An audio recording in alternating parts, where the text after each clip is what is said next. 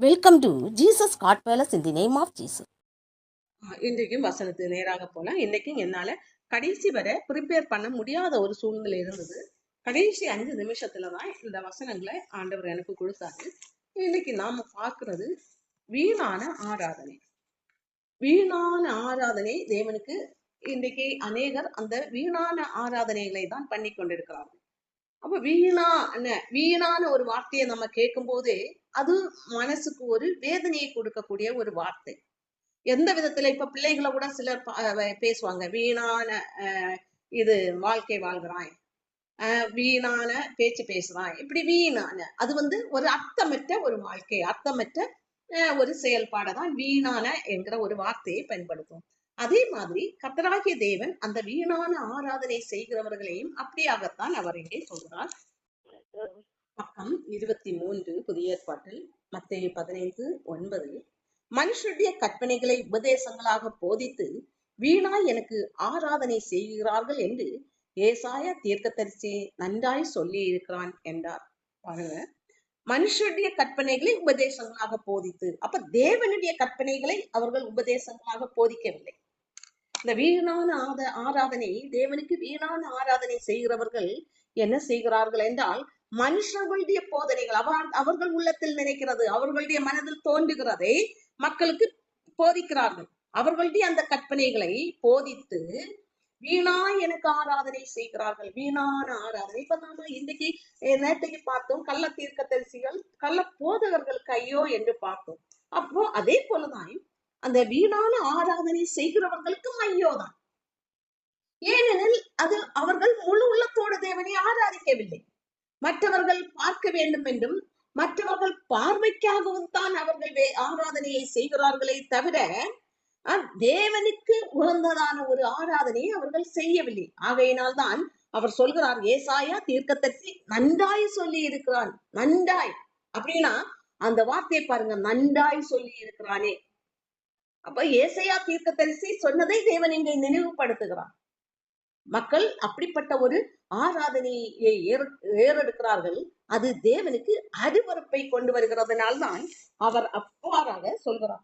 மத்தேயு 15:8 இவ்வாறாக அவர் சொல்கிறார், இந்த ஜனங்கள் தங்கள் வாயினால் என்னிடத்தில் சேர்ந்து தங்கள் உதடுகளினால் என்னை கனம் பண்ணுகிறார்கள், அவர்கள் இருதயமோ எனக்கு தூரமாய் விலகி இருக்கிறது. அந்த வீணான ஆராதனை செய்கிறவர்களுடைய இருதயம் எப்படியாக இருக்கிறதாம்? தேவனுக்கு தூரமாய் இருக்கிறது.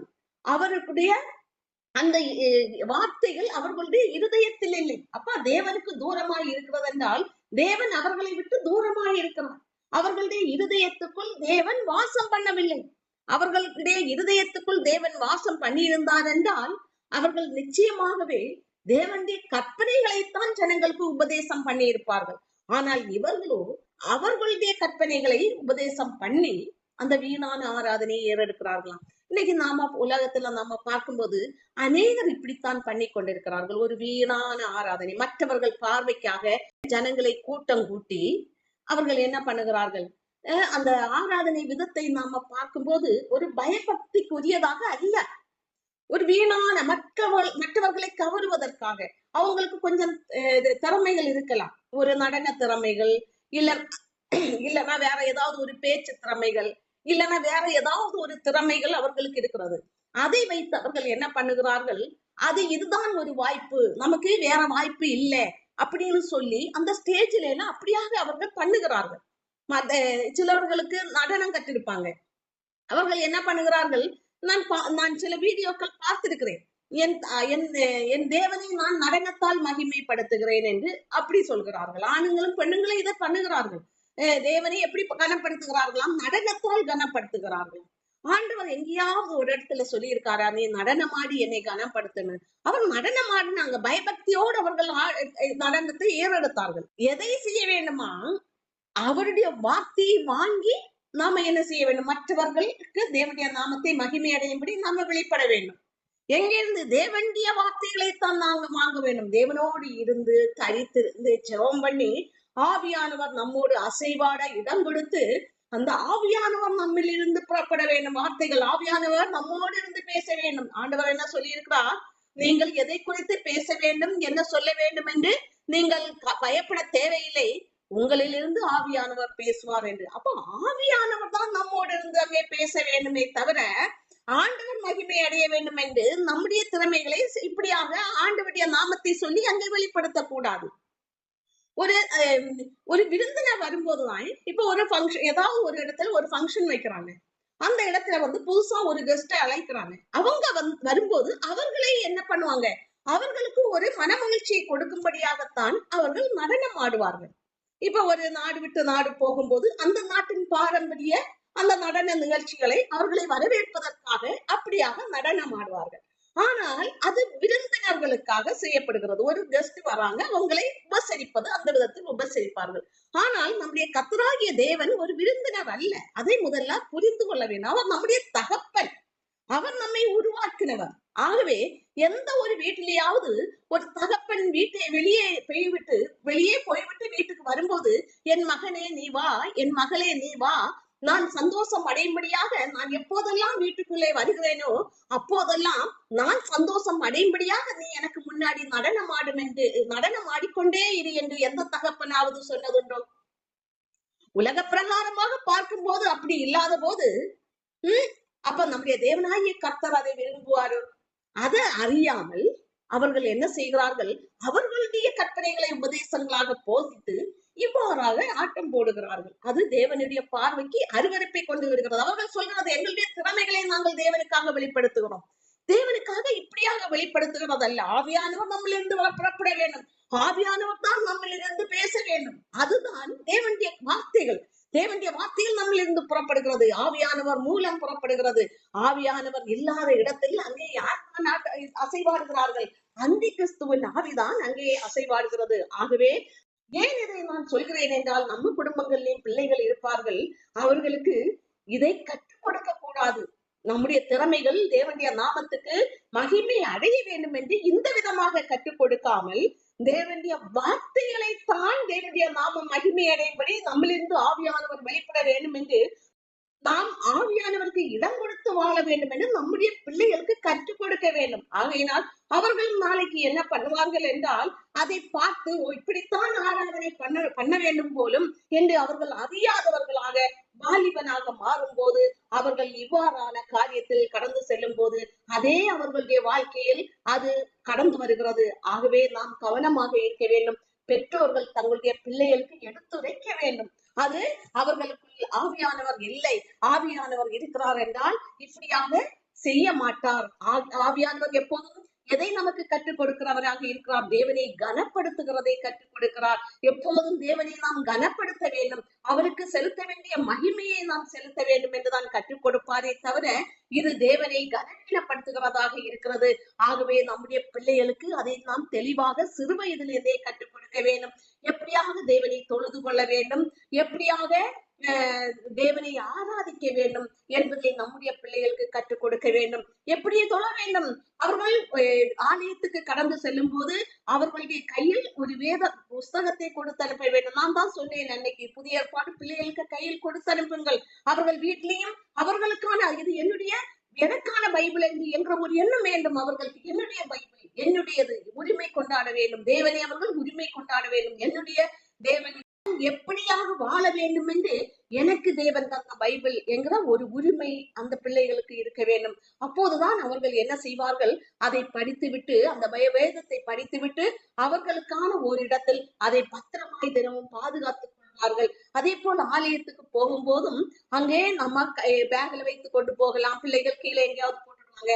ஆலயத்துல போன போது இதோ உன்னுடைய பைபிள் அவர்களுக்கு எடுத்து கொடுக்க வேண்டும். இதை நீ பத்திரமாய், இதை என்ன செய்யக்கூடாது, இதுல எந்த ஒரு ஏதோ மாசும் படாதவாறு நீ பத்திரமாய் பார்த்து கொள்ள வேண்டும் என்று அவர்களுக்கு அறிவுறுத்த வேண்டும்.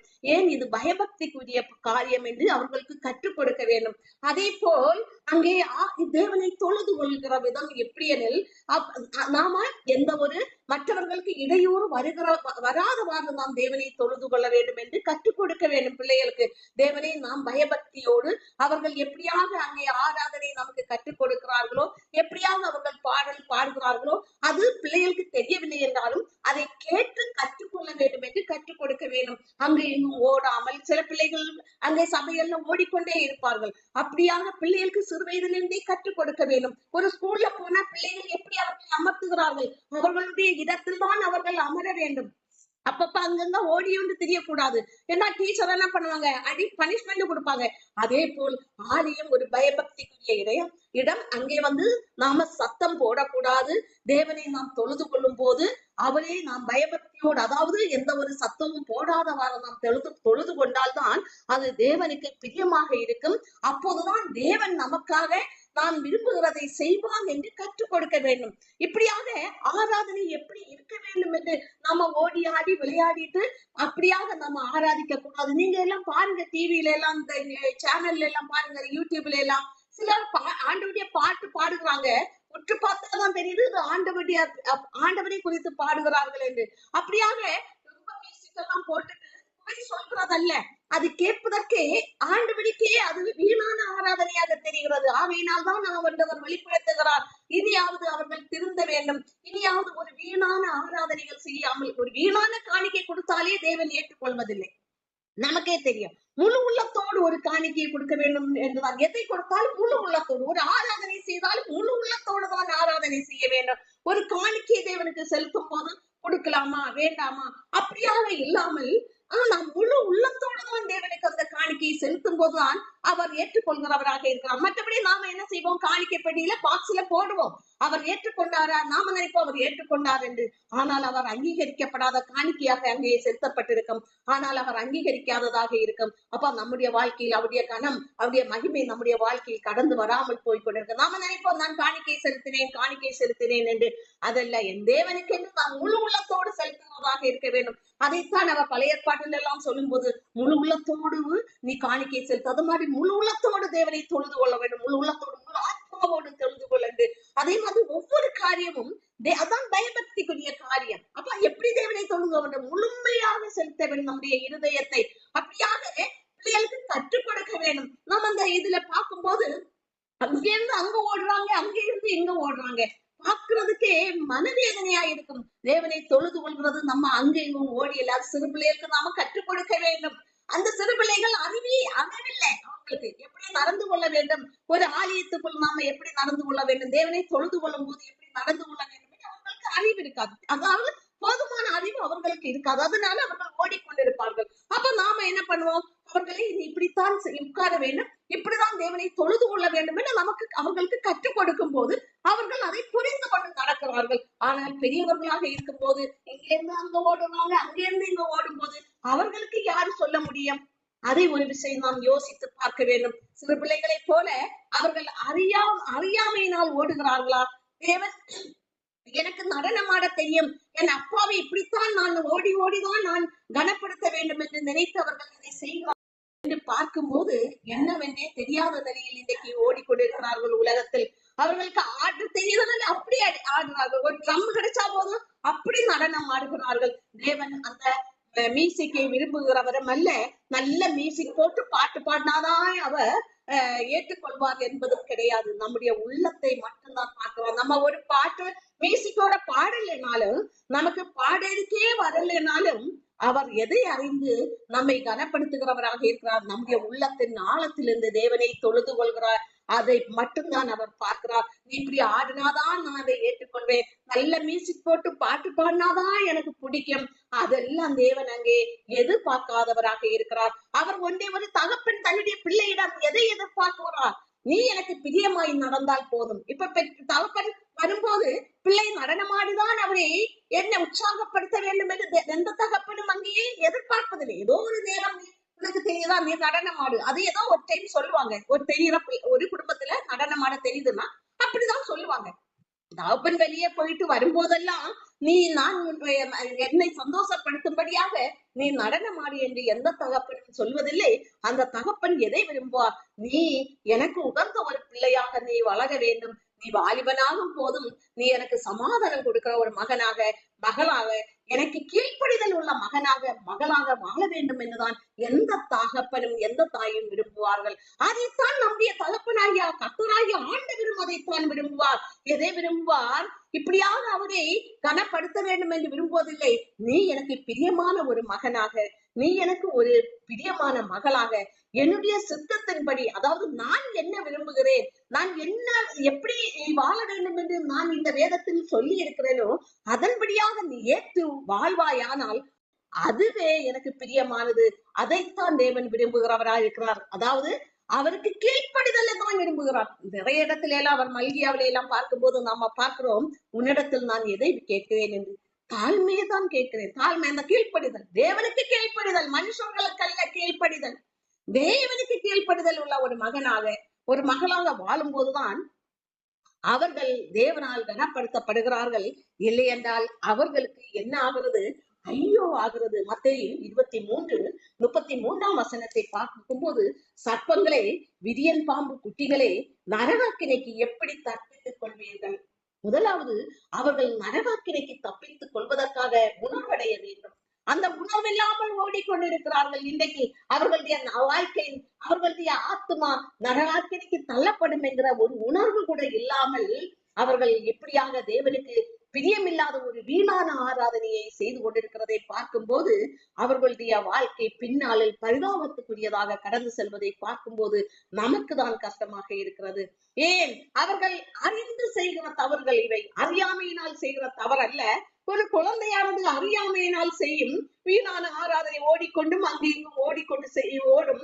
ஆனால் அந்த நேரம் நாம் அவர்களை பிடித்து உட்கார வைத்து நாம சொல்லி இப்படித்தான் இருக்க வேண்டும் என்று சொல்லும் போது அவர்கள் கீழ்ப்படுகிறார்கள். இவர்களோ அறிந்து செய்கிறதுனால் கீழ்ப்படியாத ஒரு ஓட்டத்தை ஓடிக்கொண்டிருக்கிறார்கள். ஒரு வீணான ஆராதனை, அங்கெங்கும் ஓடுகிறார்கள், சாடுகிறார்கள், துள்ளுகிறார்கள், அப்படியாக துள்ளுகிறார்கள். அதை பார்க்கும்போது ஒரு வேதனைக்குரியதாக தேவனுக்கு இருக்கிறது. இந்த ஜனம் இப்படியாக ஆராதித்துக் கொண்டிருக்கிறார்களே, ஒரு வீணான காணிக்கைகளை செலுத்துவது போல ஒரு வீணான ஒரு ஆராதனையை இப்படியாக செய்து நாளைக்கு நரகாக்கினைக்கு தள்ளப்படுவதற்கு தங்களை ஆயத்தப்படுத்தி கொண்டிருக்கிறார்களே என்று தேவன் அதை பார்த்து வேதனைப்படுகிறவராக இருக்கிறார். ஆகவே நாம் என்ன செய்ய வேண்டும்? நம்முடைய பிள்ளைகள் இவ்வாறாக போகாதவாறு நாம தான் கவனமாக பார்த்து கொள்ள வேண்டும். அவர்களும் இது போல டிவியில பார்த்துட்டு அவர்கள் செய்கிறதை, மற்றவர்கள் செய்கிறதை பார்த்து உற்சாகமாக இருக்கிறதே, இந்த ஆராதனை முறை உற்சாகமாக இருக்கிறதே என்று அவர்களும் அதை தொடங்குவார்கள். தொடங்கும் போதே நாம என்ன செய்ய வேண்டும்? தடுத்து நிறுத்த வேண்டும். ஒரு முள்ளில் சிக்க போகும்போது சிக்க போகிறது என்று தெரிந்ததுமே நாம் அவர்களை எப்படியாக தடுக்கிறோமோ அதே போல அவர்கள் அப்படிப்பட்ட ஒரு மாயையான ஆராதனைகளுக்கு, தேவனை வீணாக ஆராதிக்கிற காரியத்தில் கடந்து செல்லும் போதே நாம் அவர்களுக்கு தடுத்து அவர்களுக்கு கற்றுக் கொடுக்க வேண்டும். இப்படியாகத்தான் நாம் தேவனை ஆராதிக்க வேண்டும். இதுதான் உகந்த ஆராதனை, தேவனுக்கு பிரியமான ஆராதனை, இப்படியாகத்தான் செய்ய வேண்டும் என்று பிள்ளைகளுக்கு கற்றுக் கொடுக்கும் போது அவர்கள் எப்படியாக வாழ்வார்கள்? நரகாக்கினைக்கு செல்லாமல் தப்பித்துக் கொள்வார்கள். இவர்களைத்தான் தேவன் சொல்கிறார். அது ஏன் என்று நேற்றைக்கு நாம பார்த்தோம். கள்ள போதகர்களும் கள்ள தீர்க்கதரிசிகள், இவர்களை நான் அறியேன் என்று அவர் அப்போது அவர்களையும் புறம்பே தள்ளுகிறவராக இருக்கிறார். நேற்றைக்கு நாம யாரை பார்த்தோம்? போதகர்களையும் தீர்க்கதரிசிகளையும் பார்த்தோம். இன்னைக்கு யாரை பார்க்கிறோம்? வீணான ஆராதனை செய்கிற போதகர்களா இருந்தாலும், தீர்க்கதரிசியா இருந்தாலும், விசுவாசிகளா இருந்தாலும், ஊழியக்காரர்களா இருந்தாலும், யாரும் யாதொருவர் வீணான ஆராதனை தேவனுக்கு செய்கிறார்களோ அவர்களுடைய வாழ்க்கை எப்படியாக கடந்து செல்கிறது? நரகாக்கினைக்கு தள்ளப்படுகிறது. ஆகையினால் தான் சொல்கிறார், சர்ப்பங்களே, விரியம் பாம்பு குட்டிகளே, நரகாக்கினைக்கு எப்படி தப்பித்துக் கொள்வீர்கள்? எப்படி கொள்வீர்கள்? இப்படி நீங்க ஆட்டம் போட்டீங்கன்னா, இப்படியாக நீங்கள் வீணான ஆராதனை செய்து கொண்டிருந்தீர்கள் என்றால் எப்படி நீங்கள் தப்பித்துக் கொள்வீர்கள்? பார்க்கலாம் என்று தேவன் அவர் சொல்வதை பார்க்கும்போது நமக்குதான் என்ன சொல்வதென்று தெரியாமல் இருக்கிறது. இவர்கள் வேண்டுமென்றே தங்களுடைய திறமைகளை வெளிப்படுத்த வேண்டும் இப்படி என்று அவர்கள் இப்படியாக பிள்ளைகளை அவர்களும் நரகாக்கினைக்கு கடந்து சென்று மற்றவர்களை நரகாக்கினைக்கு தள்ளுகிறவர்களாக வீணான ஆராதனையை கற்றுக் கொடுக்கிறவர்களுக்கும் ஐயோ. இப்போதும் நாம தன்னைத்தானே சோதித்து அறிகிற ஜெபத்துக்கு நேராக நாம் கடந்து செல்லலாம். காலையிலிருந்து இந்நேரம் வரை நம்முடைய வாழ்க்கை எப்படியாக இருந்தது? தேவனுக்கு உகந்ததான ஒரு வாழ்க்கையை நாம் வாழ்ந்து கொண்டிருக்கிறோமா? இல்லை நாம் தேவனுக்கு உகந்த ஒரு வாழ்க்கையை நம்முடைய பிள்ளைகளுக்கு கற்றுக் கொடுக்கிறோமா என்று நாம் ஆராய்ந்து பார்க்க வேண்டும். நாம் மட்டும் கற்றுக்கொண்டால் போதாது, நம்முடைய பிள்ளைகளை நாம் உருவாக்க வேண்டும். நம்முடைய பிள்ளைகளை உருவாக்க வேண்டிய பொறுப்பு நம்மிடத்தில் தான் இருக்கிறது.